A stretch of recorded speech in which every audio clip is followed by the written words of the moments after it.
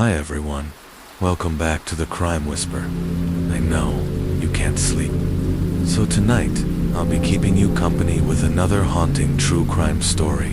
One that stretches across state lines and right into the heart of a seemingly picture-perfect family. Before we begin, tell me, where did you hear about us from? And if you like what you hear, don't forget to like, comment, and subscribe. Now, let's dive straight into tonight's case. To the outside world, the Inman family of Logan, Ohio, looked like a model of religious devotion and unity.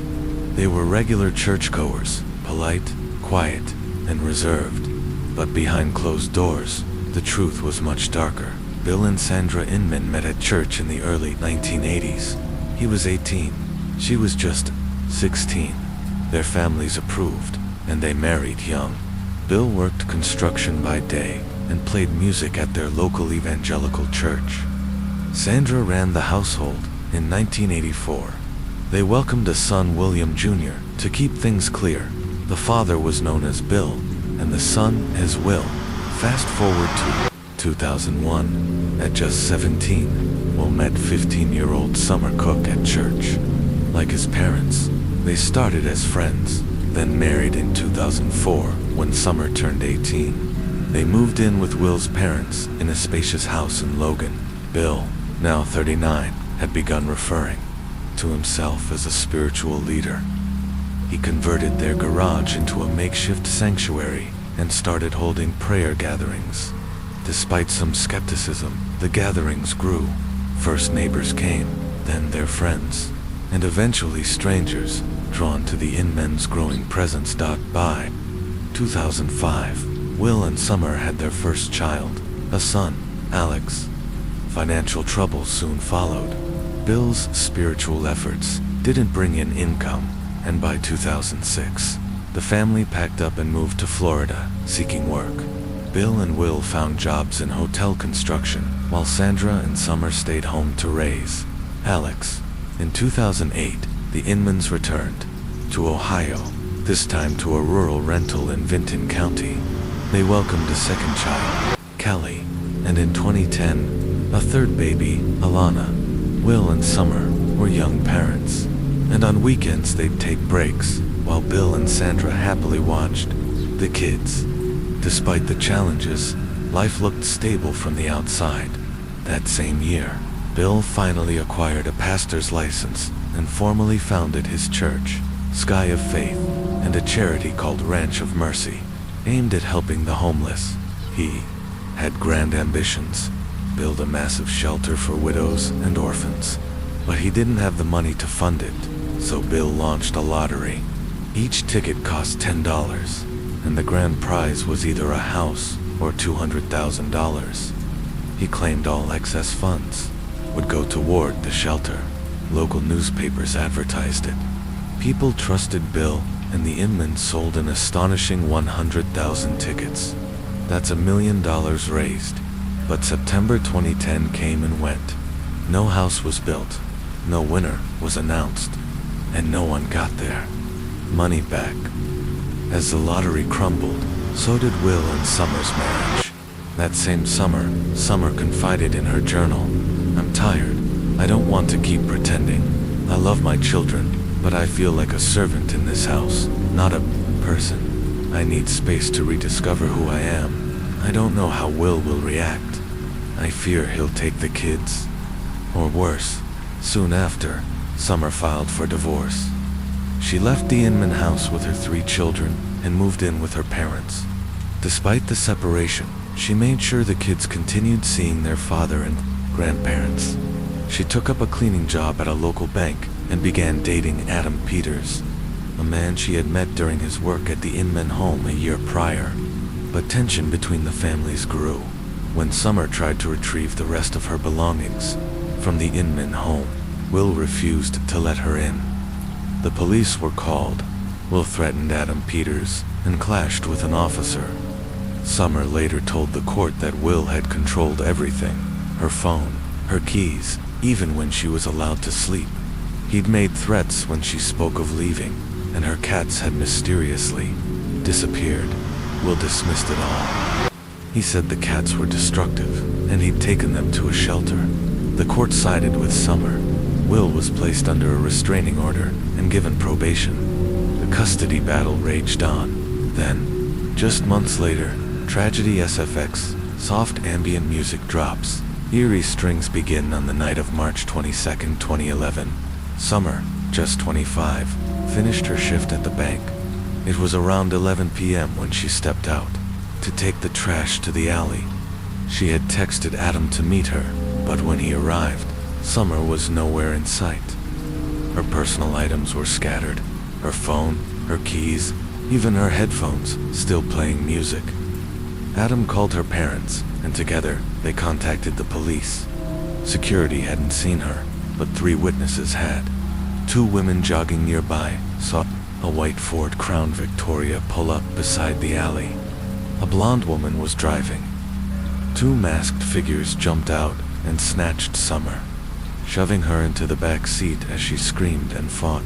One bystander tried to help, but was blinded by pepper spray. The car sped off. The witnesses ran straight to the police station. Officers initially doubted their story, but within hours, the news spread. A community-wide search began. 3 days later, police discovered something that shattered the Inman's carefully crafted image. A white Crown Victoria was parked outside Bill Inman's mother's house. Inside was a GPS unit. When examined, it revealed that the car had been in Logan on the night of the abduction. The GPS had been turned off at 5:30 p.m. and turned back on the next morning. Phone records confirmed that Bill, Sandra, and Will were not in Cleveland as they claimed.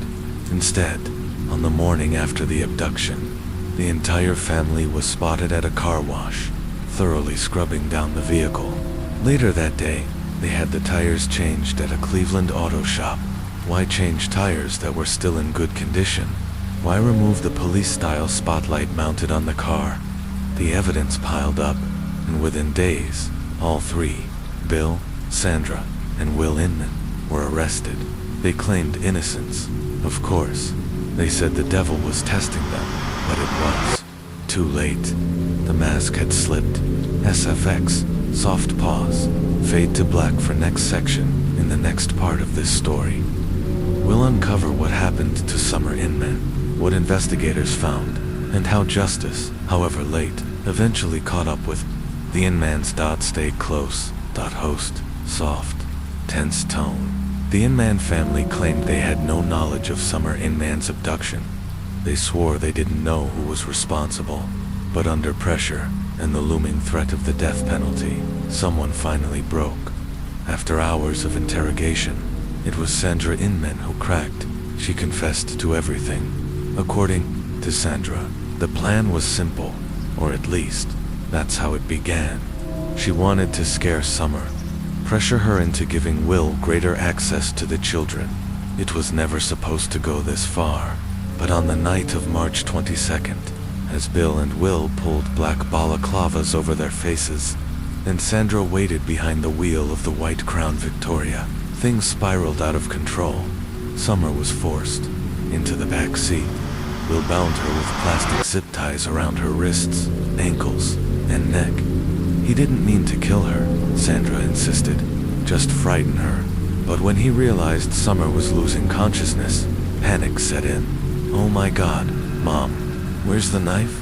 I can't find it," he screamed, frantically searching for something to cut the ties. But it was too late. Summer stopped breathing. Sandra told investigators she never intended for it to end in death. All they wanted was a solution to the custody battle, more time with the grandchildren. But now, the children's mother was gone. Exactly 1 week after Summer was abducted, Sandra Inman led authorities to her body. The sight was symbolic, chillingly so. The septic tank behind the Sky of Faith Church in Nelsonville, Ohio. A church Bill Inman had helped build. A place where Bill and Sandra had once exchanged vows. It was also the same place where they had promised, once, to walk a righteous path. Police removed a concrete slab, unscrewed 6 bolts from a steel cover, and immediately saw her legs. Summer had been dumped headfirst into the tank, still wearing her black work t-shirt, the one with the words, "I don't have anger issues. I have issues with idiots." A forensic examination revealed the cause of death: strangulation. There were ligature marks on her neck, wrists, and ankles. No other wounds. No struggle beyond the restraints. Sandra admitted she'd considered disposing of the body in a river, but ultimately believed the old septic well would keep her hidden longer. Her remorse came too late.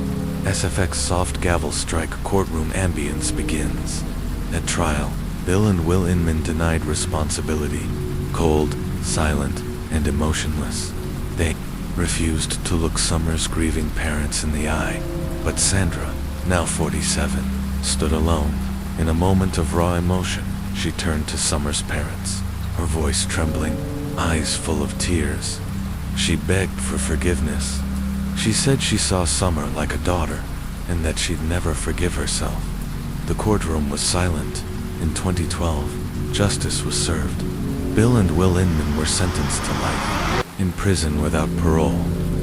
Sandra Inman was also given life, but with the possibility of parole after 15 years. Yet among those who knew the family, suspicions lingered. Many believed Bill, domineering and controlling, had orchestrated the plan. Will was known to be spoiled and immature, often shielded from consequences. Sandra's confession, they said, may have been a calculated sacrifice, a desperate attempt to save her husband and son from the harshest punishments. Today, Alex, Kelly, and Alana are being raised by Summer's family. For a long time, the children didn't understand. How could they? Where had their mother gone? Why were their father, grandmother, and grandfather suddenly just gone? SFX, ambient fades, soft transition tone, host calm, steady, but the story doesn't end. There. Let me take you now to another suburban town, another seemingly ordinary family, and a teenage boy whose final words over a 911 call were, "Help me, I've been shot, I'm dying." SFX, wind chimes, Door Creek. It was May 18, 2012, in the affluent neighborhood of West Bloomfield, Michigan, just outside Detroit. Max was getting ready for a quiet Friday evening when he got an unexpected call from his best friend, Jonathan Hoffman. The two had been close since 9th grade, bonded over a shared love for Tupac and long talks during English class. Now seniors at Farmington Central High, they were preparing to graduate, but that day, something in Jonathan's voice was off. He sounded nervous, shaken. He told Max he'd failed a court-ordered drug test, and his grandmother was furious. Jonathan, just 17, had been living with his grandparents for 9 months following his parents' divorce and relocation to Arizona. He had initially followed them to Arizona, but the transition was hard. His younger sister, Jessica, had been diagnosed with a benign brain tumor, requiring surgeries, appointments, and constant care. Overwhelmed, isolated, and missing his friends, Jonathan was invited by his grandmother to return to Michigan and finish high school there. It was supposed to be a fresh start. Sandra Lane, his 74-year-old grandmother, was a retired teacher and mother of 5. Strict, no-nonsense, but proud of her grandson. Her husband, Fred, 85, was more reserved, and together they tried to provide a stable home for Jonathan, but not everyone approved. Jonathan's father, a seasoned attorney, had long been uneasy about Sandra's temperament. He described her as rigid, prone to explosive anger, unforgiving. Still, Jonathan thrived back in Michigan. He was popular, bright, funny. He had even secured a full scholarship to Eastern Michigan University, so when he called Max that day, when he promised to text in 30 minutes to hang out later that night, no one expected the next call would come from emergency dispatch. SFX, static crackle, -911 call atmosphere begins. At 5:20 p.m., West Bloomfield Township Police received a chilling 911 call. The voice was faint, struggling to speak. barely clinging to life. "I've been shot. I'm dying." The teen begged for help, but by the time officers arrived at Sandra Lane's home, it was too late. Jonathan Hoffman was dead, and the shooter had vanished. Host quietly. What happened inside that suburban apartment? Why would a grandmother shoot her own grandson? In the next episode of The Crime Whisper, we'll uncover the truth behind the murder of Jonathan Hoffman and the shocking betrayal that led to his final desperate call for help. Until then, sleep lightly. You never know what's waiting. ... Just beneath the surface, Host grim, measured tone, without calling for help or seeking outside intervention.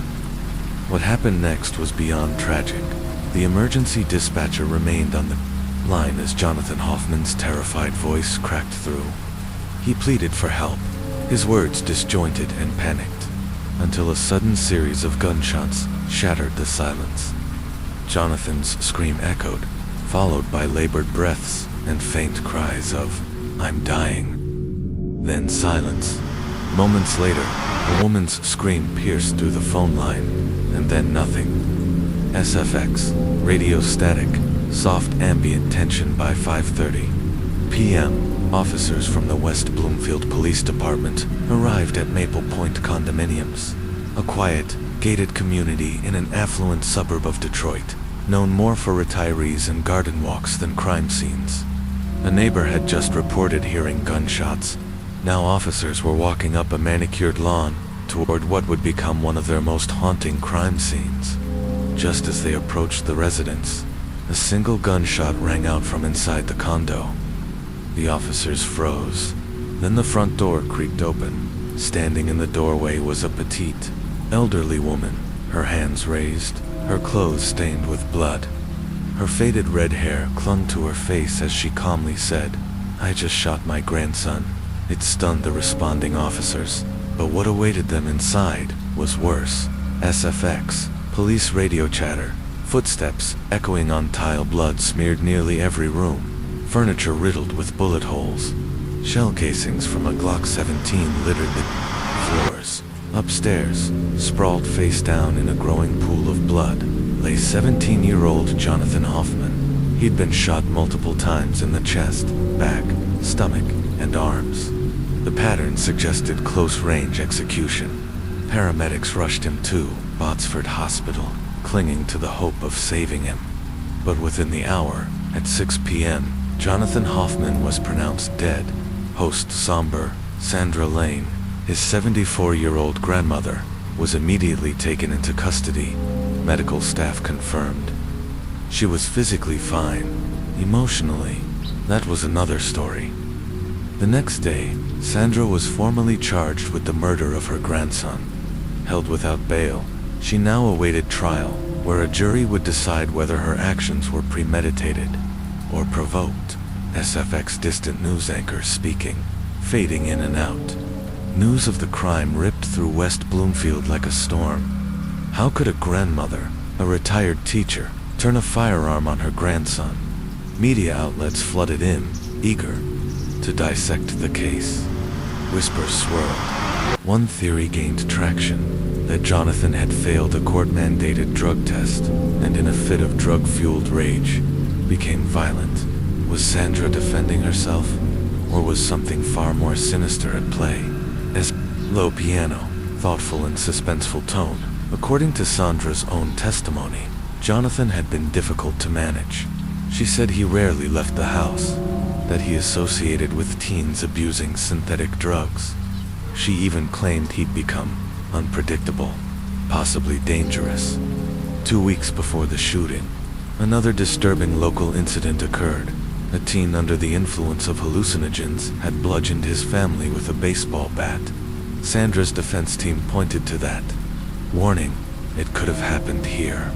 Sandra insisted she'd lived in fear.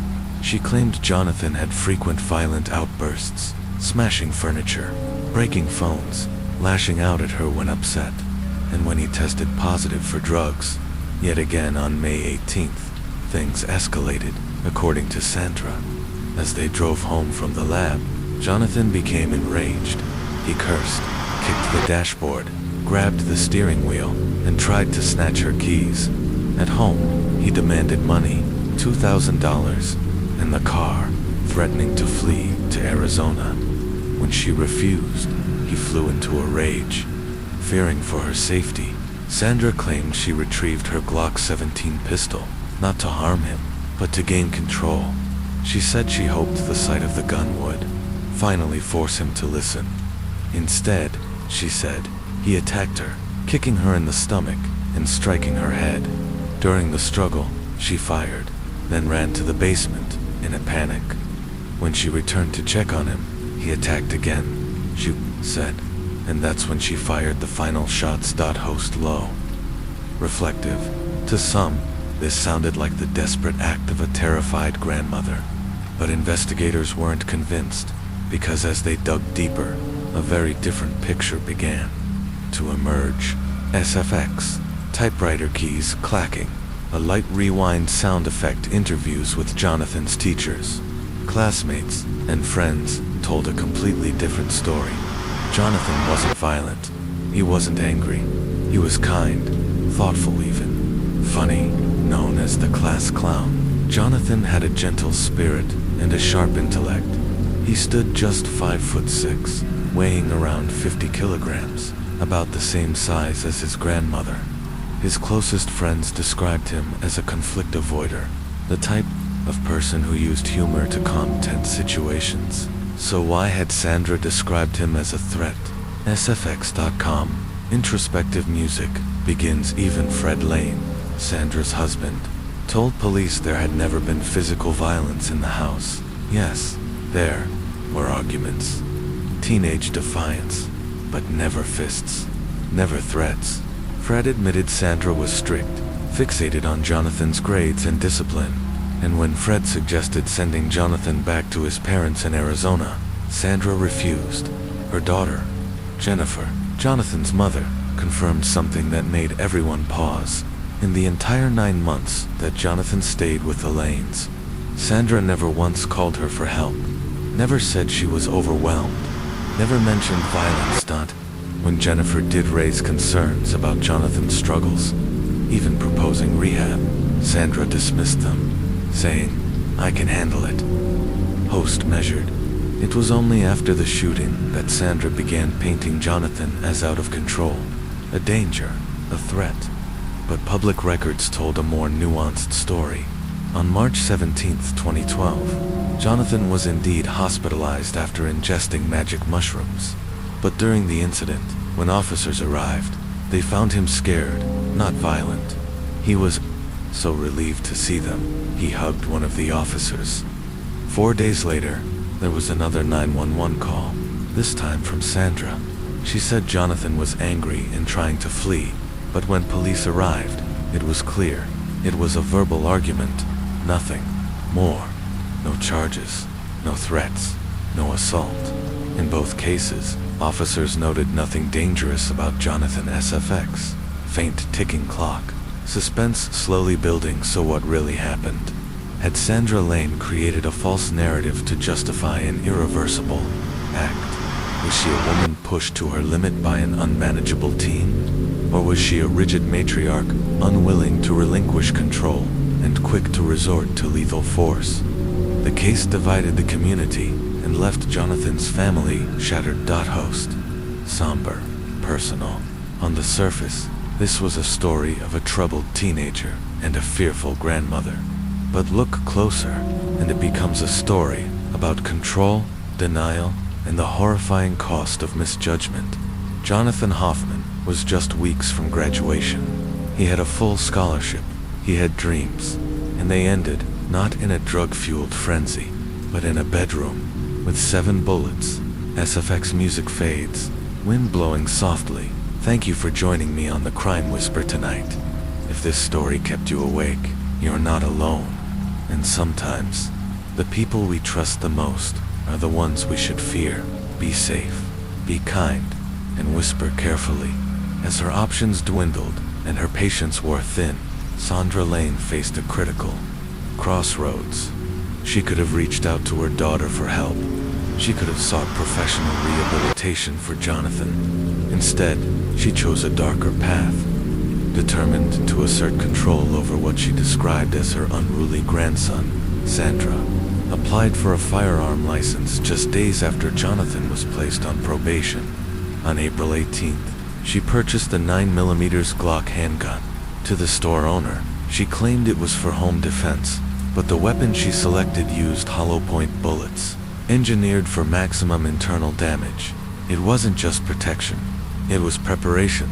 In secret, she trained at a local firing range, developing proficiency with her new weapon. Not even her husband, Fred, knew she had it. The extent of her planning would later leave investigators stunned. On the fateful evening of May 18, 2012, Sandra and Jonathan returned home just after 5 p.m. Sandra asked Fred to take the dog for a walk, and strangely told him to stay outside until she gave the all-clear. Fred sat with the dog on the grass, watching a basketball game, unaware that inside, their lives were about to change forever. At the same time, Jonathan was on the phone with his friend Max, nervously discussing plans for the night. Max would later tell police that Jonathan sounded scared, not angry. He was anxious about failing another drug test and terrified of his grandmother's reaction. He told Max she was furious and had threatened to send him back to Arizona.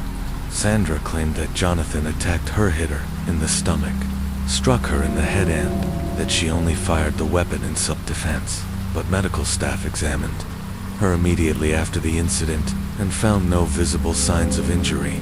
No bruises, no swelling, nothing. Ballistics told a different story. Sandra had fired the Glock more than 10 times across different rooms of the house. Jonathan had been struck multiple times, including twice in the back, suggesting he was fleeing, not attacking. Another shot hit his abdomen while he was on the phone with a 911 dispatcher, begging for help. Police believe Sandra went downstairs to reload, then came back up and fired again. As her grandson lay bleeding on the floor, then came the most damning piece of evidence, the toxicology report. Despite Sandra's claims that Jonathan was under the influence of drugs, his blood was clean. Only a minor metabolite, non-psychoactive remnants, was found in his urine. Forensic experts confirmed that this had no effect on his behavior at the time. Jonathan Hoffman was sober, lucid, and scared when his grandmother opened fire. The jury didn't buy the self-defense narrative. On March 19, 2013, Sandra Lane was convicted of second-degree murder. In court, she sobbed, claiming she never meant to kill Jonathan, that she only wanted to help him. But her daughter Jennifer wasn't moved. She called her mother a monster, obsessed, controlling, dangerous. She will do it again, Jennifer said through tears. She doesn't belong around other people. My son now lives in heaven, a place she will never reach. Sandra was sentenced to 20 years in prison, plus a mandatory 2-year term for using a firearm in the commission of the crime. Her defense team pleaded for leniency, citing her age and health, but the court was unmoved. Jonathan's funeral was held on May 22, 2012. Around 700 people attended, many recalling his warmth, humor, and bright future. His tragic death left a permanent scar, not just on his family but on the entire West Bloomfield community. And sadly, that wasn't the only case where a bright light was extinguished by darkness lurking in the streets.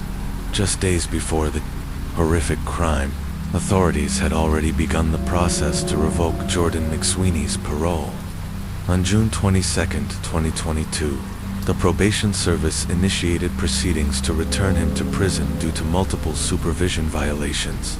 Yet, despite the growing concerns, they delayed informing police, waiting 2 full days before taking action. By the time officers visited his mother's home on the morning of June 25th, Jordan was already gone. Then, at approximately 2:30 a.m. on June 26th, the streets of Ilford bore witness to unspeakable violence. Zara Alina was found unconscious on the sidewalk, her belongings strewn across the pavement, as if her world had been torn apart. Her clothes were torn, her body covered in bruises, and her face showed signs of a desperate struggle. A passerby immediately recognized the severity of the scene and began performing CPR, giving Zara what little hope remained. But despite emergency efforts, the injuries were far too severe. Zara's fight ended at 9:58 a.m. on Sunday. Her body had given out. The brutality of her attacker had prevailed. Just hours later, Jordan McSweeney was seen on CCTV discarding clothing in a nearby pub, calculating and emotionless. There was nothing spontaneous about the act. It was clear this was not a crime of impulse. It had been planned. When police showed Zara's grandmother footage from the bar the night before, she confirmed what they feared. The woman on the screen was indeed her granddaughter. Zara's uncle, Casey Molina, began calling family members with the devastating news. Her Aunt Farah, who lived in Portugal, broke down as she informed her children, then boarded the first available flight to London. Grief gripped the family. There were no words, only silence, disbelief, and horror. Detectives moved swiftly. Surveillance footage, paired with bloody fingerprints left at the scene, led investigators directly to McSweeney. Inspector Dave Williams deployed officers to Gun Hill, where someone recognized Jordan from a security photo. There, inside a van, Jordan was found sleeping, unaware that his night of terror was coming to an end. He offered no resistance. Inside the van, officers recovered blood-stained clothes and shoes Jordan had tried to dispose of. Interrogations followed, but Jordan remained silent. He refused to even state his name. Despite his silence, evidence poured in: video footage, forensic reports, and witness statements, each piece constructing the timeline of that devastating night. The crime exposed failures at multiple levels of the justice system. Probation officer Justin Russell highlighted major oversights, revealing that Jordan had been considered a higher-risk offender since the age of 16, with a criminal record that included 69 offenses: assaults, thefts, weapons charge. CITs was clear he posed a significant threat. Yet, even after missing mandatory supervision meetings, authorities failed to return him to custody in time. On June 29, 2022, Zara's family released a public statement expressing the unimaginable pain they were experiencing. Still, they took solace in the outpouring of love and support from the community. Aunt Farah, drawing from her experience as a women's advocate, stepped in to shield her niece's memory from media speculation, determined to preserve Zara's dignity. A preliminary hearing took place on July 1st. A date was set for the trial preparation, but on September 30th, the scheduled session was postponed. Jordan had tested positive for COVID-19. On July 2nd, a memorial walk was held in Zara's honor. The procession followed the very path she would have taken home that night. Over 120 women's rights organizations stood in solidarity, calling for justice, not only for Zara, but for all women silenced by male violence. White clothing, candles, and silent steps transformed grief into action. During a subsequent inquest at East London's Walthamstow Court, crime scene investigator Nadia Purig stated clearly, the police could and should have done more. She also called for an investigation into the probation service's failings. Jordan McSweeney's pattern of violence was no secret, yet the system had failed to act. On November 16, 2022, Jordan again refused to appear in court. This time, he pled guilty via video call. Prosecutor Oliver Glasgow emphasized the danger McSweeney posed. Judge Chima Grubb echoed that sentiment, calling him an unfit candidate for bail. On December 14th, Jordan's sentencing proceeded, despite his absence. He was sentenced to life in prison with a minimum of 38 years. However, an appeal followed. The sentence was reduced to 33 years after the court stated that Zara had been unconscious and therefore did not suffer. Then, just 4 months later, another scandal surfaced. Jordan had allegedly formed an inappropriate relationship with a woman affiliated with Belmarsh Prison. The 32-year-old, not a direct employee but still involved in the prison system, was arrested on suspicion of misconduct in public office. Today, Zara Alina's family continues to mourn her. They remember her light, her laughter, her fierce belief in justice. Her Aunt Farah remains a powerful voice, campaigning publicly against violence toward women. In March 2023, she led a march from West London to Trafalgar Square with survivors, and activists demanding reform, recognition, and remembrance. Zara's life was stolen by a man who should never have been free, but her memory fuels a movement, and that movement will not be silenced. After her short-lived marriage to Jonathan Baxter ended due to disturbing accusations of child abuse, Sheila drifted from one man to another, often living off their income. These flings never lasted long weeks, maybe a couple of months, until the early 1980s, when she met her second husband, Ronnie Jennings. Their passionate and volatile romance led to marriage, and Sheila became Sheila Bailey Jennings. Their relationship was dysfunctional from the start. Both were emotionally unstable, jealous, and prone to explosive fights. They cheated on each other frequently, argued violently, and sometimes physically attacked one another. Still, their marriage endured for over 3 years. In 1984, after yet another bitter argument, Sheila demanded a divorce, but Ronnie, out of spite, refused. Enraged and desperate, Sheila swallowed a cocktail of drugs and alcohol in front of him, then stormed out, got in her car, and sped away. Moments later, she lost consciousness behind the wheel and crashed into a tree at high speed. Miraculously, Sheila survived the wreck but sustained a severe head injury and fell into a coma. After more than a week unconscious, she awoke, but the woman who opened her eyes was not the same one who had crashed the car. Her recovery was long and difficult, and she was transferred to a psychiatric hospital for observation. There, she later claimed that one of the orderlies abused her while she was sedated. When Sheila returned to Ronnie's home, her behavior grew even more aggressive. During yet another argument, she lunged at him with nail scissors. Fearing for his life, Ronnie fled and filed for divorce.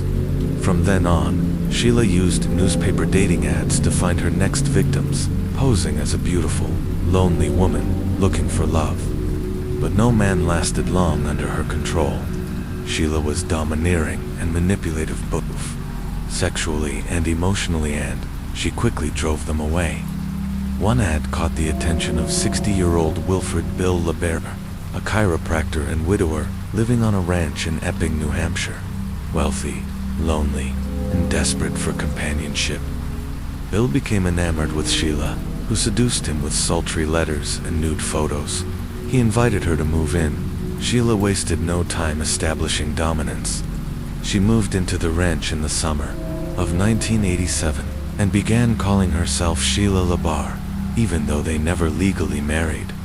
She quickly inserted herself into every aspect of Bill's life, his finances, his medical practice, even his will. Unable to satisfy her sexually, Bill allegedly allowed Sheila to bring other men into their home. One of them was a Jamaican man named Wayne Ennis, who was originally hired as a ranch hand, but soon became Sheila's lover. Eventually, she married him, but even that didn't last. Wayne would later tell authorities that Sheila had begged him to kill Bill so she could inherit everything. Segment: Kenny County torture behind closed doors. As the 2000s approached, Sheila began working as a phone sex operator. Her alluring voice drew in desperate men, and one of them was Kenny County, a sweet, trusting 24-year-old with a cognitive disability. Sheila seduced him instantly, luring him to her isolated ranch. Once there, Kenny was trapped. Sheila controlled everything: his movements, his contact with family, even his thoughts. Their intimacy was twisted and sadistic. Each encounter ended with beatings, burns, and humiliation.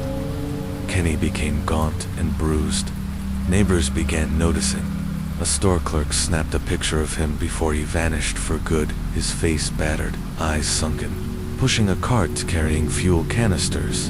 It later became clear he was unknowingly buying the materials for his own cremation. When Kenny stopped contacting his mother, she grew suspicious and visited the ranch. Sheila met her at the door, aggressive, and insisted Kenny had run away. Eventually, the family filed a missing persons report. Police arrived at the ranch shortly afterward. Sheila claimed Kenny was gone and offered a strange audio recording as proof that he feared his mother, but officers were unconvinced. A search warrant was issued. When they returned, Sheila was gone, but fires burned near the outbuildings. In them, officers found bone fragments. Inside the house, blood everywhere, on walls, floors, furniture. DNA revealed it belonged to at least 3 different people. Forensic teams confirmed some of the remains were Kenny's segment. Aftermath and conviction authorities soon tied Sheila to the mysterious disappearance of another boyfriend as well, but no body was ever found. Her home, now dubbed a house of horrors, concealed secrets far more terrifying than the public had imagined. Despite her defense team's claims that Sheila was insane, the court found she was fully aware of her actions. In July 2008, she was convicted and sentenced to life imprisonment without the possibility of parole. All her appeals were denied. Today, Sheila Labari remains behind bars in Florida's Homestead Correctional Institution.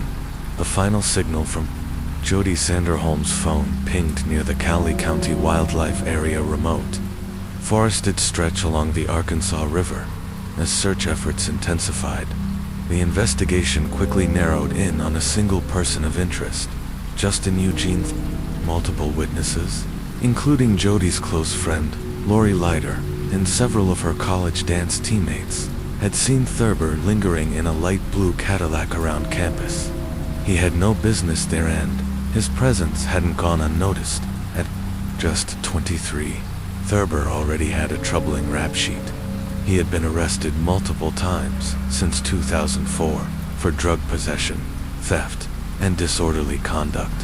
Most recently, just 6 days before Jody vanished, he had impersonated a police officer and caused a public disturbance. Despite this, he was somehow released from the hospital without facing legal consequences.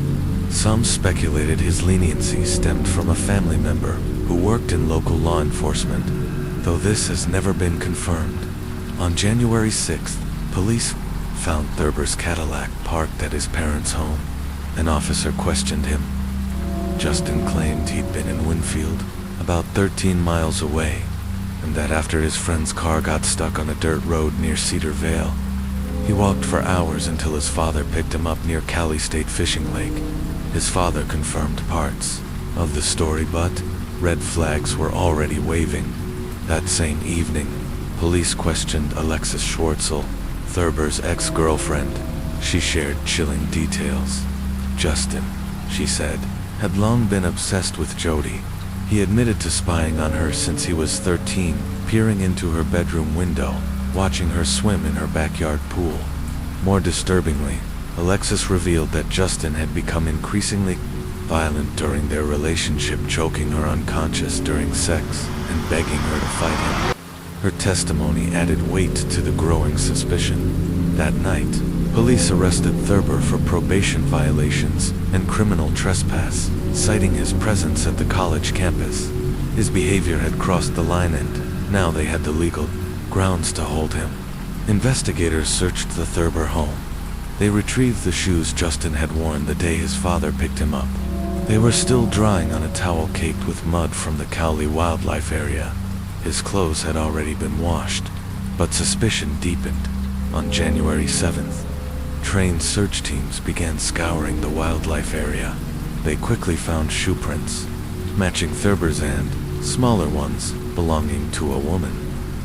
Then, at Cali State Fishing Lake, searchers found a chilling trail, muddy footprints, tire tracks, and near a public restroom, a wallet containing Jody's ID and social security card, her dance shoes, leotard, Tigarette jacket, a car floor mat, and a seat cushion.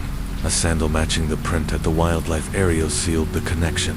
On January 9th, sonar scans of the lake revealed Jody's submerged Dodge Stratus. That same day, under a blanket of leaves and logs in the wildlife area, they found her naked body. DNA evidence soon linked Thurber directly to both the vehicle and her remains. Though the lake water had washed away much, forensic experts recovered a short hair from Jody's car that matched Thurber's mitochondrial DNA. Additional samples from her body placed him at the crime scene. Cell tower data showed Jody and Thurber's phones had moved together that day. Surveillance footage confirmed Thurber had followed Jody after Roselle's Cadillac, pulling out just after hers. Investigators pieced together the horrifying truth. Thurber stalked Jody, waited by her family's mailbox, and attacked when she went to retrieve letters. A shoe print matching his sneaker was found near the mailbox. Jody's footprints and Thurber's were found side by side at the wildlife area, until hers stopped and his continued deeper into the woods. He had carried her to her final resting place. Thurber's alibi crumbled when the three friends he claimed to be with denied ever seeing him that day. Police drove him back to Cedar Vale to retrace his steps. He couldn't find the spot he claimed to have walked from, though Thurber denied guilt. The evidence was overwhelming.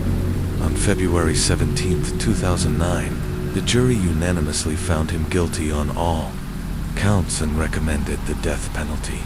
Thurber's attorneys tried negotiating a plea deal. He'd admit guilt, if spared execution, but Jody's family rejected the offer. They wanted justice, not compromise. The presiding judge sentenced Thurber to death by lethal injection in March 2009. In the wake of Jody's murder, Kansas passed Jody's Act in 2008, legislation expanding the legal definition of stalking and giving law enforcement more power to intervene before it's too late. In 2018, the Kansas Supreme Court delayed his execution, citing a U.S. Supreme Court ruling banning capital punishment for mentally impaired individuals. Cindy Sanderholm passed away on December 2, 2022. She died without seeing final justice for her daughter. As of today, Justin Thurber remains on death row at the El Dorado Correctional Facility. Whether he will ever face the sentence the court imposed remains uncertain, but the grief he left behind, the terror, the trauma remains everlasting. How often do laws meant to protect us end up doing the opposite? In this story, a mobile phone carrier shielded by privacy, laws delayed handing over critical data that might have saved a life. Kelsey Smith had just turned 18. One moment she was shopping for a gift. The next, she vanished without a trace. This is the story of a young woman whose abduction in broad daylight, from a busy retail center under the gaze of surveillance cameras, shook the nation. It's also the story of the man responsibly, seemingly ordinary husband and father, with a horrifying secret. The case changed laws across the United States, but tragically, it came too late for Kelsey. Part 1. The Killer's Past. Who was Edwin Roy Hall? Born on April 17, 1981, in Lee's Summit, near the Kansas-Missouri border. Edwin Hall, known to friends as Jack, came from a deeply troubled home. His parents were addicts, and neglect and abuse shaped his earliest memories. At just 5 years old, Hall claimed he was sexually abused by his uncle, a claim that would be debated in court. What is certain is that by the age of 6, he was in the foster care system after his father was incarcerated and his mother's parental rights were revoked. But Hall wasn't just a victim, he was also dangerous. Foster families returned him again and again due to violent behavior, cruelty to animals, and aggression. At 15, he attacked his stepsister with a knife. A year later, he smashed a younger boy's skull with a baseball bat. He seemed destined for a violent future, but then, on the surface, everything changed. At 20, Hall married a woman named Alita. They had a son. Neighbors described him as quiet and respectful. He worked odd jobs using an old Chevy truck. From the outside, he looked like an ordinary family man. But behind closed doors, darkness lingered. Part 2. Kelsey Smith. Kelsey Smith was everything bright and full of promise. Born on May 3, 1989, in Overland Park, Kansas, she was the third of 5 children in a close-knit family. Her father, Greg, was a Navy veteran and retired police officer. Her mother, Missy, worked in healthcare and raised her children with equal parts love and discipline. Kelsey was talented, musical, athletic, and deeply kind. She sang, danced, played multiple instruments, and dreamed of becoming a veterinarian. She had just graduated from high school and been accepted to college. Life was unfolding exactly as she had hoped. She had a boyfriend, John Beersmith, who adored her. They had planned to celebrate their 6-month anniversary on June 2nd, 2007. He even intended to propose that night. That morning, Kelsey dressed up and went to buy him a special gift. She had no idea it would be the last thing she ever did. Part 3. The disappearance. At around 7 p.m., Kelsey called her mother from a Target store. She'd found a gift and was looking for a romantic gift bag. Missy suggested the mall across the street. Kelsey agreed and said she'd be home soon. John was picking her up at 8 o'clock. She never made it back. When John arrived with flowers, the house was empty. Kelsey wasn't answering calls or texts. Her parents knew something was wrong. Kelsey was never late and always kept them informed. Her father, a former police officer, immediately searched the area. He found her car parked near Oak Park Mall. Signs of struggle, nothing missing, and the gift still sitting on the front seat. He knew better than to touch anything. It was likely now a crime scene. The family contacted police that night. But because Kelsey was 18, authorities hesitated. She wasn't considered officially missing until 24 hours had passed. Greg Smith, using every ounce of his law enforcement background, pushed hard. He insisted they act immediately, and they did. Surveillance footage from Target revealed something chilling. A man following Kelsey throughout the store. He never approached her, but stayed close. He left the store shortly after she did and got into a dark Chevrolet pickup truck. Part 4. The obstruction. As investigators raced to piece together what happened, they hit a wall. Verizon Wireless, Kelsey's cell phone carrier, refused to release her phone's location data without a court order citing privacy laws. Days passed. Time that might have been used to rescue Kelsey slipped away. This infuriating delay would later spark legislative reform, but at that moment, it cost precious time. Part 5. The breakthrough. When the surveillance footage of the man in the store was released to the public, tips flooded in. One woman recognized her neighbor at Wynn Hall. At first, she wasn't sure, but when she saw the truck, she was convinced. Meanwhile, after days of stonewalling, Verizon finally released Kelsey's last known cell tower ping. A search radius was established, just 45 minutes after beginning the search in that area. Kelsey's body was found near Longview Lake, Missouri, about 30 miles from where she had been taken. She had been sexually assaulted and strangled with her own belt. Her body, left in the brush under branches, had deteriorated in the heat and sun. That same day, police arrested Edwin Hall. Part 6.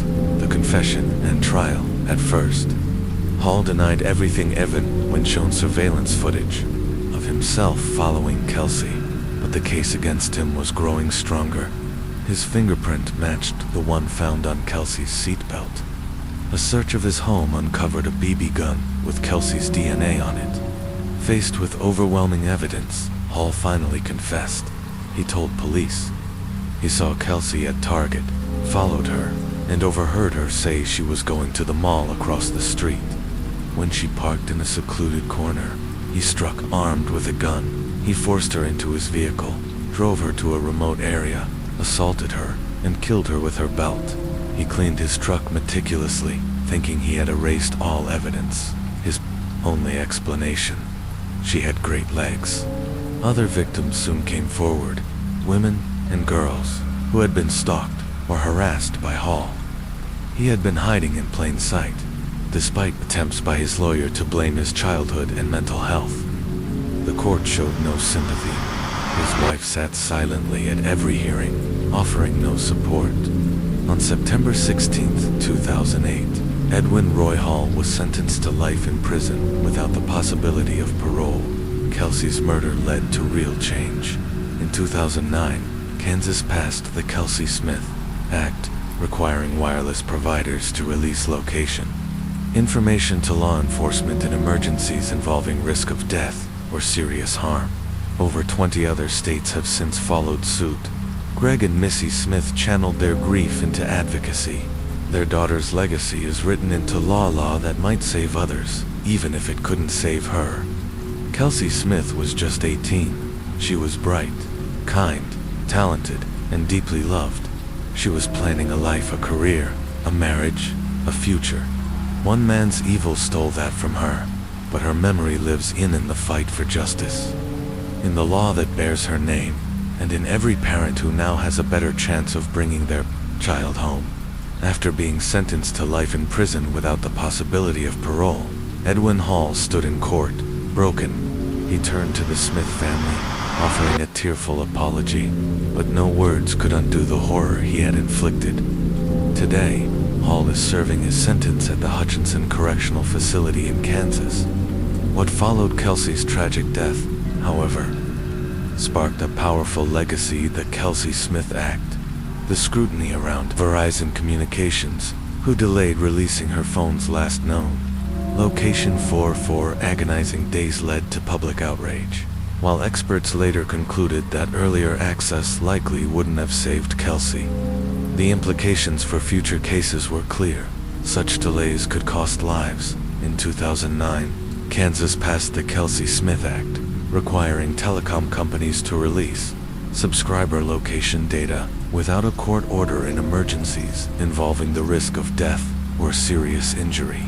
By 2012, 29 other states, including Missouri, had adopted similar laws. In 2021, Illinois, Oklahoma, and Montana joined the list, and already, the law has saved lives. In one 2015 case in Iola, Kansas, a child was abducted in a stolen car. Thanks to the mother's cell phone left in the vehicle, police located the car and the child within 30 minutes. In Illinois, the same technology helped rescue a suicidal woman who had jumped off a cliff but survived. Her phone signal led authorities straight to her. Notably, the Smith family never asked for the law to bear their daughter's name. That was the idea of Kansas Senator Rob Olson. Instead, Greg and Missy Smith focused their grief into purpose. They established a foundation to support victims of crime and now speak across the country to educate young people about personal safety. Kelsey's life was stolen, but her name now stands for something that may help prevent similar tragedies in the future. New case intro: the snake breeder's death.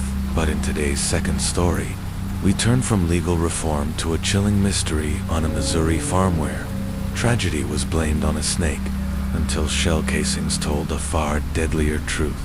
Ben Rinkt, just 29 years old, was at the height of his career when he was found dead in the middle of his snake breeding facility, one of the most renowned in the country. At first, investigators suspected a rare viper had turned on its owner, but what they discovered told a far more sinister story. The life of Benjamin Ben Rink. Ben Rink was born in August 1987 in rural Missouri. He grew up exploring the countryside with his older brother Sam. In 1989, the family moved into a charming farmhouse, a peaceful life that was shattered in 1992 when a gas leak caused a massive explosion. Their home was destroyed. Things got worse when Ben's mother, Kim, was diagnosed with stage 4 breast cancer. Despite everything, the family remained close. Ben developed an intense fascination with snakes. In 2002, they moved into a new home, and his parents even built him a special room for his reptiles. When Kim passed away in 2009, she made her sons promise to care for the farm and one day pass it on to their children. As he grew, Ben turned his passion into a career. He founded Rank Reptiles, a world-renowned breeding business. He sold snakes across the globe from the UK to Japan, including some of the rarest and most valuable species. His python collection alone was worth over $1 million. Ben was a quiet, focused man. He cared more about his snakes than he did about money or fame, love, family, and growing tensions. In 2010, Ben met Lindley at a party. Their relationship moved fast. Within weeks, she met Sam and Sam's fiancé, Eli. The two women bonded quickly, both having children from previous relationships. Soon Lindley moved in with Ben and began helping him at the breeding facility. In 2012, they welcomed their daughter Amelia. Ben was overjoyed to become a father, but tragedy struck again. Ben's father, Frank, had been involved in shady financial dealings to pay for Kim's medical bills. Just one day before the FBI was due to visit the farm, Frank died by suicide, halting the investigation and leaving the family absolutely. Here is the rephrased, professionally structured true crime podcast script covering the conclusion of Ben Rennick's murder case, including Lindley Rennick's conviction, a transition into the case of Mary Goff, and the suspicious death involving her husband, Colin Whelan. This format is designed for dramatic narration while maintaining clarity and pacing. Closing the Ben Rennick case, Part 2. Despite Lindley Rennick's release, after initial questioning, the investigation into Ben Rennick's death never truly ended. In fact, behind the scenes, it was gaining momentum. Detectives later uncovered a chilling revelation a month before Ben's murder. Lindley had already made her first attempt on his life. She began spreading a false narrative to her co-worker at the spa, portraying Ben as an abusive and violent man. She claimed he was controlling, physically aggressive, and emotionally cruel. The story was meant to garner sympathy and, more than that, an accomplice together. Lindley and her colleague devised a plan. They would poison Ben with a protein shake spiked with 15 crushed Percocet pills. Ben drank it, completely unaware. He fell violently ill but survived, never suspecting his own wife was behind it. Lindley was interrogated a total of 6 times, but the breakthrough came on January 14, 2020, from an unexpected source, a Missouri State Prison inmate. That inmate was Brandon Blackwell, Lindley's ex-boyfriend. He told investigators that Lindley had confessed to murdering Ben and revealed she had conspired with 2 people, her co-worker Ashley Shaw and another ex-boyfriend, Michael Humphrey. According to Brandon, Lindley had rekindled a relationship with him about 18 months after Ben's death. They even had a child together, but by 2019, they had split. His testimony cracked the case wide open. Arrests and confessions on January 16, 2020. Arrest warrants were issued for Lindley Rennick, Michael Humphrey, and Ashley Shaw. Ashley Shaw offered immunity in exchange for her testimony, admitted to helping Lindley plan the murder. Lindley had repeatedly told her that Ben was emotionally abusive and feared that if they divorced, he'd take full custody of the children. Ashley helped Lindley fake text messages and even participated in the earlier poisoning attempt. Lindley and Michael, however, blamed each other for pulling the trigger. According to Michael, he accompanied Lindley to the snake farm under the guise of being a buyer. He wore gloves, prepared to follow through, but couldn't bring himself to do it. He claimed Lindley was the one who ultimately shot Ben. Afterward, Michael said he helped her clean up, disposed of her clothes, and left the scene. Some bullet casings were missed during cleanup evidence that later tied the murder to a firearm. In October 2021, Michael Humphrey stood trial. He agreed to lead investigators to the murder weapon in exchange for a reduced charge, though no DNA evidence directly tied him to the shooting. He was sentenced to life in prison with the possibility of parole for second-degree murder. The trial of Lindley Rennick. Lindley's trial began on December 6, 2021. She was charged with the first-degree murder of her husband on June 8, 2017, at their facility in New Florence, Missouri. Prosecutors revealed that the plot originated in the spa where Lindley worked. Text messages confirmed that Ben was aware of Lindley's financial difficulties, and Lindley feared he might divorce her and take the children. They reconstructed the events of the day with damning detail. Michael picked Lindley up from the spa, while Ashley Shaw stayed behind and sent fake texts from Lindley's phone to conceal her true location. the pair went to the farm, where Ben was ambushed and shot. Defense attorney Catherine Berger painted Lindley as a victim of domestic abuse and drug addiction, trapped in a failing marriage. But no evidence of physical or emotional abuse was ever produced in court. The prosecution countered with Lindley's own text messages, her failed polygraph, and her admitted affairs with multiple men, including Michael. Ultimately, Lindley broke down under cross-examination. She confessed that she had lied, concealed Michael's involvement, and helped clean up after the murder. She claimed she never intended for Ben to die, but admitted to being present during the shooting. The verdict in sentencing on December 9, 2021, Lindley Rennick was found guilty of second-degree murder and armed criminal action. In January 2022, she was sentenced to 13 years for murder, and 3 more for the weapon charge, a total of 16 years behind bars. Ben's brother, Sam Rennick, addressed the court with visible sorrow and disbelief. In Missouri, he said, "A man's life is apparently worth just 13 years." And with that, the life of Ben Rennick, a father, a passionate reptile breeder, and a man with $1 million future, was cut short, not by a deadly snake, but by someone he trusted most. New case, the mysterious death of Mary Goff. Now, we turn to another story, this time in the quiet suburbs of Bray, Ireland, where a young woman's life came to a tragic and suspicious end at the hands of the man she had just married.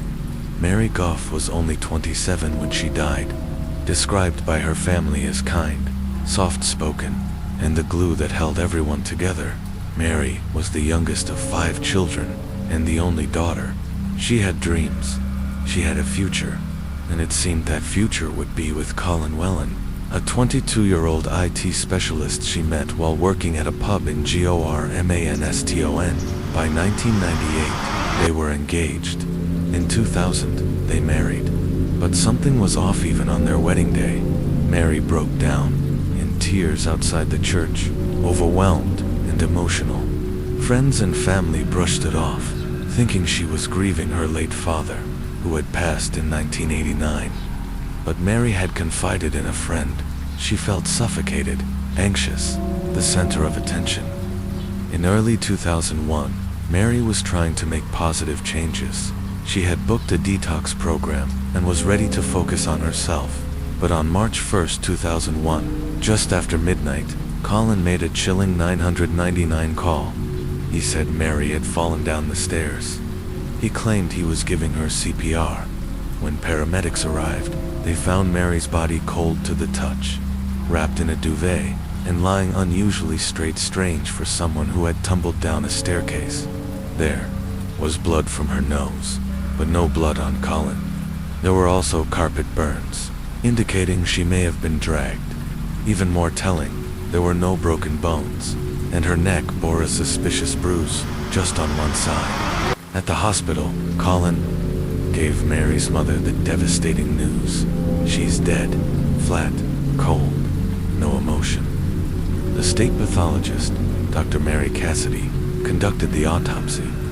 She found a swollen tongue, hemorrhaging in the eyes, and subtle signs of neck trauma, classic symptoms of strangulation. But there was no ligature mark circling, the neck only bruising on one side. A murder inquiry was launched, and detectives began to suspect Mary Goff didn't fall. She was pushed, or worse, strangled. The Murder of Mary Goff, Part 2. The truth was beginning to surface. But what investigators found next only deepened the darkness surrounding Mary Goff's death. At first, Colin Whelan claimed he wrapped Mary in a duvet to keep her warm as she lay unresponsive in a pool of blood. But when the forensic team entered the home, their findings spoke a much different story. Blood was discovered on the bedroom walls and along the upstairs, landing a trail that suggested a struggle. Yet, strangely, the downstairs hallway Colin claimed to have called for help had no signs of blood or mucus. The house alarm told another story. It had been armed at 9:05 p.m. when the couple returned home, and no doors or windows had been opened since. There was no break-in, no third party. It was now clear Mary died inside that home, with Colin Whelan as the only suspect. Then investigators uncovered something chilling: a life insurance policy Colin had taken out on both himself and Mary just 3 months before their wedding, valued at a staggering £400,000 Irish pounds. For a couple in their 20s, this was highly unusual and suspiciously timed. Even more odd, the policy had a 10-year expiration date, making it worthless after that. Colin's digital footprints: Mary's funeral was held a week later in the same church where she had gotten married just 6 months earlier. Colin played the role of grieving husband, weeping dramatically and drawing uncomfortable stares. Mary's family bit their tongues, careful not to jeopardize the pending investigation. Behind the scenes, detectives were digging into Colin's work computer at the bank. They found it had been wiped, but thanks to a hidden server backup, they were able to recover everything. What they found was appalling. There were at least 22 internet searches related to strangulation, asphyxiation, and the effects of oxygen deprivation, all conducted weeks before the wedding. Even more disturbing, Colin was active on online chat forums, using the handle Celtic Tackler, describing himself as a widower and a red-blooded Irishman. He told one woman from Wales that his wife had died in a car crash, and that he was coming into a large inheritance. They had even planned to meet in March 2001, just days after Mary's death. A killer's inspiration, but that wasn't all. Colin had also researched American serial killers, including Henry Louis Wallace, who murdered 10 women in the 1990s, using a towel and cord to strangle his victims without leaving a ligature mark.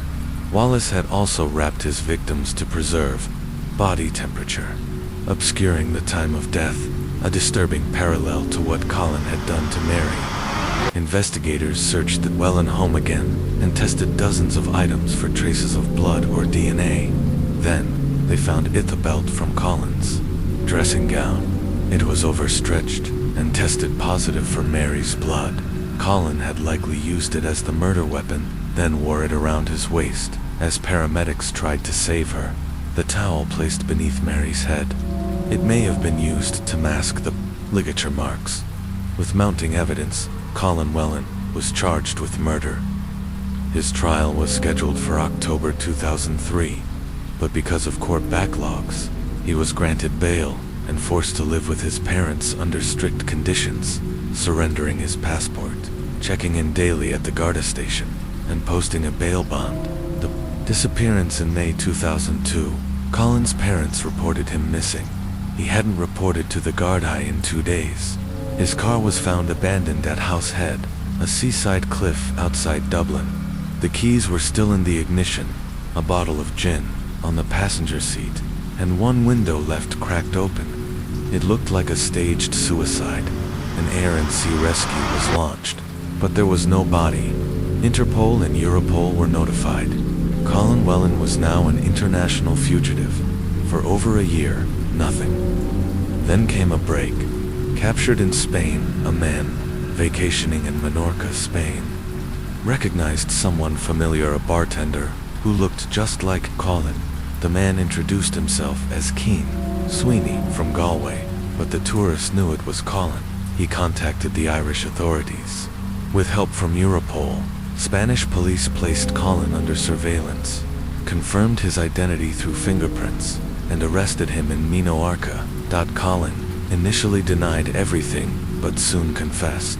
He had obtained a passport using the identity of a man he resembled, flew to London, then Barcelona, and finally took a ferry to Menorca, where he had been living freely for over a year.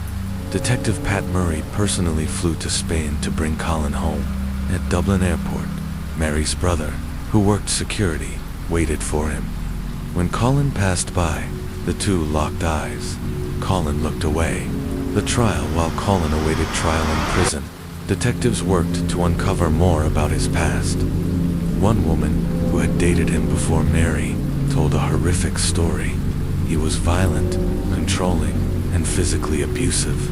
She became pregnant, but when she told him, he forced vodka on her and tried to coerce her into taking aspirin to induce a miscarriage. He eventually kneed her in the stomach. She lost the baby the next day. On April 12, 2005, the courtroom was full. Mary's family, Colin's family, the media. The judge asked one simple question. Colin Whelan, did you kill Mary Goff? Colin stood up and said, guilty. His own family gasped in disbelief. They had believed in his innocence. Their jaws dropped. Silence swept the room. Mary's family didn't rejoice. They just felt relief. Her brother later said, it's the only thing Colin ever did right. Aftermath, Colin's lawyer read out a letter of apology, but everyone knew it wasn't remorse. It was regret for being caught. Colin Whelan was sentenced to life in prison, where he remains today. He still receives visits from a girlfriend he met in Menorca, who returned to England so she could visit him more easily. As one Garda said, if he ever gets out, he'll be a danger to any woman he meets. A lasting impact. It's now over 21 years since Mary Goff was murdered. Her community still remembers her, a vibrant young woman with her whole life ahead of her. In a small country like Ireland, a crime like this leaves a scar forever. And yet, her story continues to be told, not to sensationalize her death, but to remember her life, and to warn others of the darkness that can sometimes hide behind the mask of love. Today's story takes us from the quiet corners of the UK to a sleepy cul-de-sac in Massachusetts, where a picture-perfect family hid a deadly secret. It's a case that shook the nations and shattered the illusion of a flawless life. This is the story of Neil Entwistle and Rachel Souza, tale of love, lies, and a cold-blooded betrayal. Origins of a couple. Neil Entwistle grew up in a modest household in Worksop, Nottinghamshire, England, alongside his younger brother, Russell. His father, once a miner, became a labor advisor. His mother worked as a school cafeteria cook. After graduating high school, Neil enrolled at the University of York, where he studied electronic engineering and business management. That's where he met Rachel Souza, a lively and outgoing American student from Kingston, Massachusetts, studying abroad. Rachel had previously attended Silver Lake Regional High School, then Holy Cross College in Worcester. She was spending a year at York when fate brought them together on the university rowing team. Rachel brought brightness to every room. Neil, quiet and reserved, was drawn to her vivacity. To their peers, the two seemed like opposites, but there was a magnetic bond. A close college friend would later describe them as comfortable, easy, affectionate. A couple who simply fit. Love and new beginnings after graduating. Neil found work at a defense technology firm in Malvern, while Rachel began teaching English and drama at St. Augustine's Catholic High School in Reading, England. She was passionate, determined to make a difference through the arts. Neil used to joke that he built bombs for a living, but he was openly proud of Rachel. He proposed, calling her the most amazing woman he'd ever met. The couple married twice in 2003, once in Plymouth, UK, and again in Massachusetts, with a UK reception held that November. They eventually settled in Worcester, Massachusetts, and in April 2005, welcomed a daughter, Lillian Rose Entwistle. Behind the facade in January 2006, they moved into a newly rented 5-bedroom colonial-style home in Hopkinton, Massachusetts. The quiet cul-de-sac seemed ideal for a young family. Rent was $1,500, a reflection of the neighborhood's comfort and status. But Neil was struggling, though trained in IT. He couldn't find steady work. He attempted to supplement their income by selling computer parts on eBay, but his operation soon raised red flags. Undelivered orders, multiple fake accounts, and complaints triggered an internal investigation.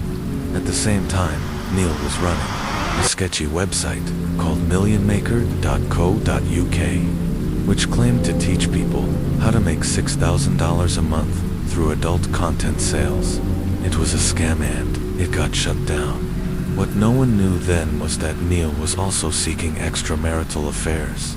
registering on Adult Friend Finder and other platforms, sending flirtatious emails to women, and openly discussing his fantasies. He claimed he wanted to confirm if American women really are better in bed, and described himself as a married man looking for excitement.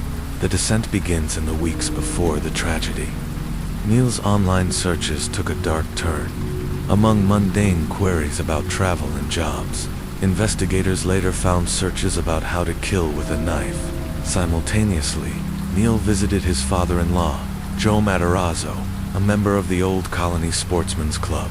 There, Neil had previously taken shooting lessons and stored a Vinci Dois caliber revolver, a gun he now planned to use. Dawn, January 20th, 2006. Neil retrieved the hidden weapon from the Matarazzo residence in Carver, Massachusetts, and returned home to Hopkinton. He now had everything he needed. The murders that night. Neil entered the master bedroom. Rachel and their 9-month-old daughter Lillian were asleep in their new 4-poster bed.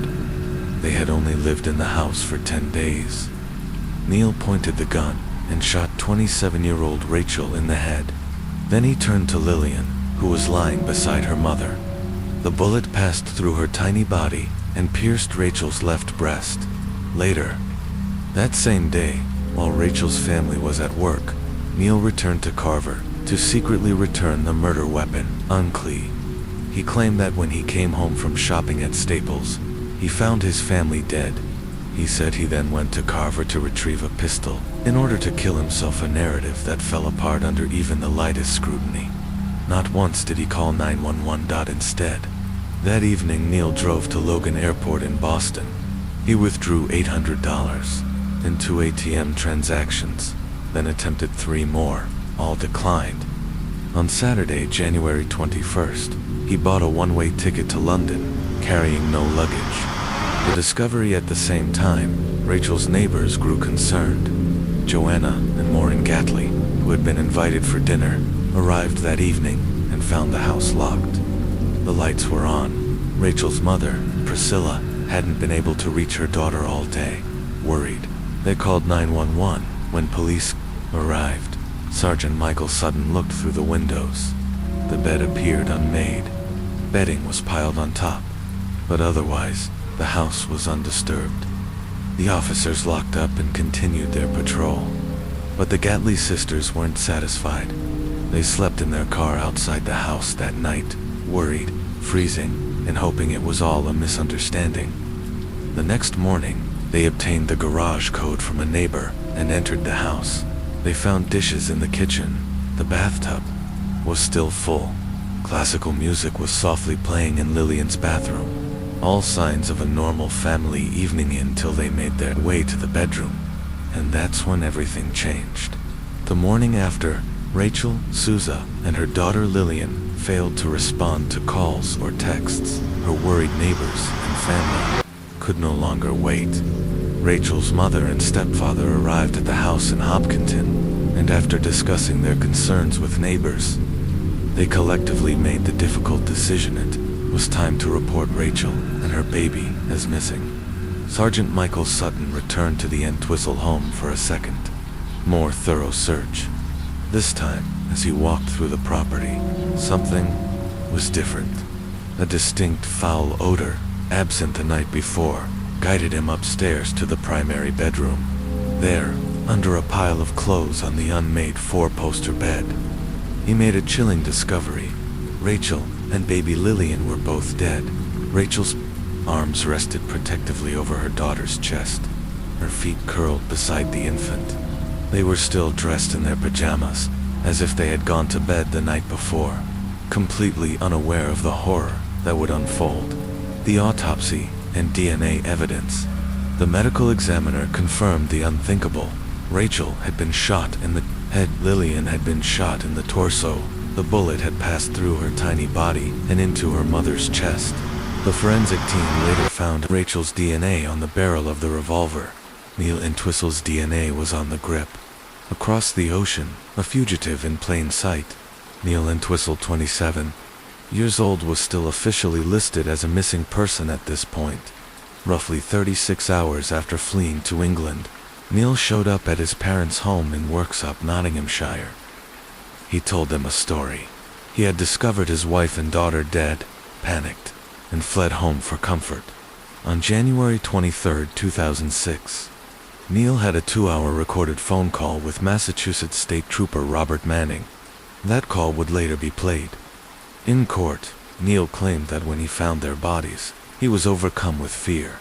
He said he intended to take his own life with a knife, but couldn't go through with it. Instead, he drove to his father-in-law's home in Carver to retrieve a gun, but, according to him, the house was locked. So, he boarded a plane and fled to England. The story was full of holes.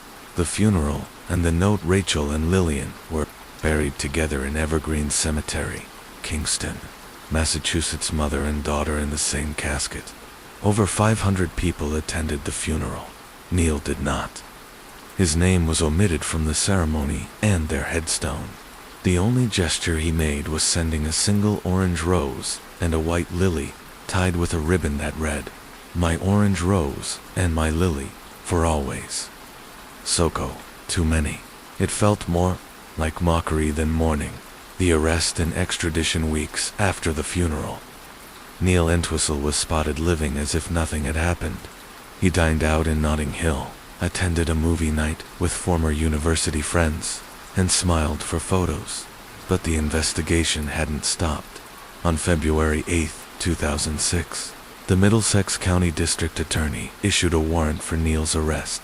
The very next day, on February 9, Neil was arrested at Royal Oak Station in London by the Metropolitan Police just as he was about to board a train. In his possession was a notebook detailing disturbing thoughts and apparent plans to sell his story to the highest bidder. In it, he referred to Rachel and Lillian as "my orange rose and lily," and included draft letters to media outlets seeking to profit off his account. Ultimately, Neil did not fight extradition.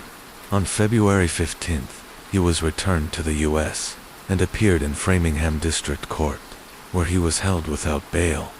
He was later charged with 2 counts of first-degree murder illegal, possession of a firearm illegal, possession of ammunition. He pleaded not guilty. Mental health and trial preparation in late 2006.